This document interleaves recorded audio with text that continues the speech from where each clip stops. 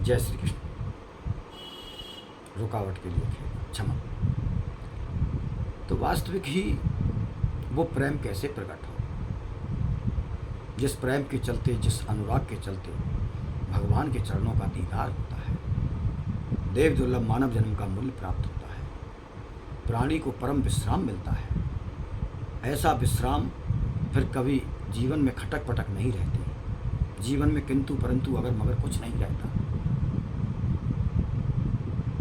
इसके लिए संत महापुरुष ऐसा बताते हैं, हर वक्त का जब नाम जप हृदय में चलने लगता है, शुरुआत में थोड़ा थोड़ा नाम जप करते हैं, लेकिन जब गुरु तत्व की, गुरु चरणों की जब करुणा कृपा होती है, तो गुरु अपने इशारे से उस जीव को उस अंतर्निष्ठ भाव से आशीर्वाद दे देते हैं।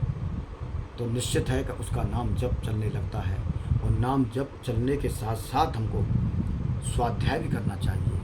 गीता, रामायण, भागवत आदि आदि, गोपाल विलास रस, भक्तमाल, इनकी कथाएं हमको पढ़नी चाहिए, क्योंकि उसमें भक्तों का भी चरित्र है, जिससे हमारा मन पवित्र होता है। एवं रसिक संतों का साक्षात रूप में संग करना चाहिए। रसिक संतों का संग करना चाहिए।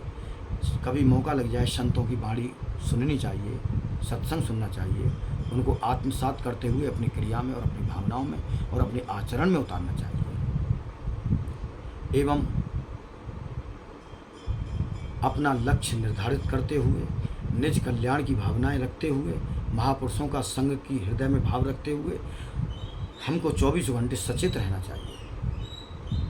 और जब प्राणी वास्तविक निष्ठापूर्वक कह देता है कि प्रभु आपके चरणों का हम प्रेम पाकर के रहेंगे, ऐसी गुरु चरणों पर हमको भरोसा है, आपके चरणों को हम प्राप्त करके रहेंगे, हम अपने आप को जान करके रहेंगे, ऐसा जब पक्का दृढ़ निश्चय हो जाता है, तो भगवान भी सब अंतर्यामी रूप में बैठे हुए उस जीव को वास्तविक ही कृतार्थ कर देते हैं। उस जीव को अपनी तरफ वास्तविक खींचते हैं।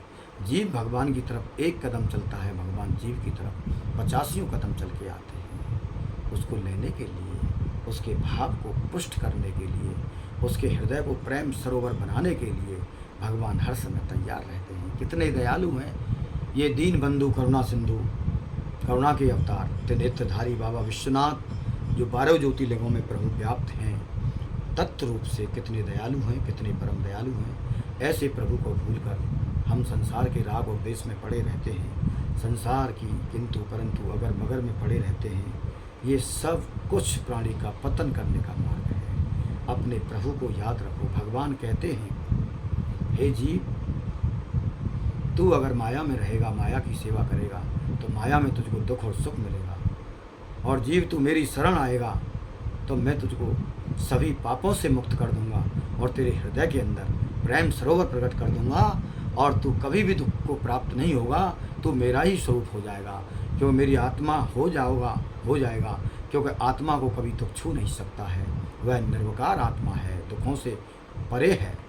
उस भाव में हमको जाना चाहिए, गुरु चरणों में प्रार्थना करनी चाहिए, एवं अपने आराध्य के लिए रात और दिन ये सोचना चाहिए, हमारा आराध्य ही गुरु रूप में हमको टकटकी लगा करके देख रहा है। हम गलत नहीं करें, एक भी किसी भी प्रकार का कर्म गलत नहीं करें। अगर कोई गलती हो जाए उसका प्रायश्चित करें, नाम जप ज़्यादा करें, अधिक से अधिक करें, और भगवान के सामने क्षमा मांग लें। और किसी को टॉर्चर नहीं करें, किसी को घुटन नहीं करें, किसी परेशान व्यक्ति को या सामान्य व्यक्ति को परेशान ना करें, और परेशान व्यक्ति को सताएं नहीं। यही धर्म होता है। और जो रोता हुआ है, हमारी भगवान ने सामर्थ्य दी है उसको खुश करने की, तो ज़रूर अपने द्वारा उसको खुश करें। भूखे हुए को भोजन कराएं, दीनहीन गरीब असहाय की सामर्थ्य के हिसाब से सेवा करें, साधु की सेवा करें, और वास्तविक अपने मन में मस्त रहें, और जो भी कुछ मिला है उसी में खुश रहें। और संतों को भगवान से भी बढ़ कर के देखें, उनका आदर करें, सत्कार करें, और अतिथि का स्वागत करें। घर में साफ सफाई रखें, घर परिवार को भगवान से जोड़ने का पूर्ण प्रयास करें। किसी भी साम दाम दंड भेद किसी भी प्रकार से विवेक के द्वारा सभी को भगवान से जोड़ें। जब हम सभी को भगवान से जोड़ते हैं तो भगवान बड़े प्रसन्न होते हैं।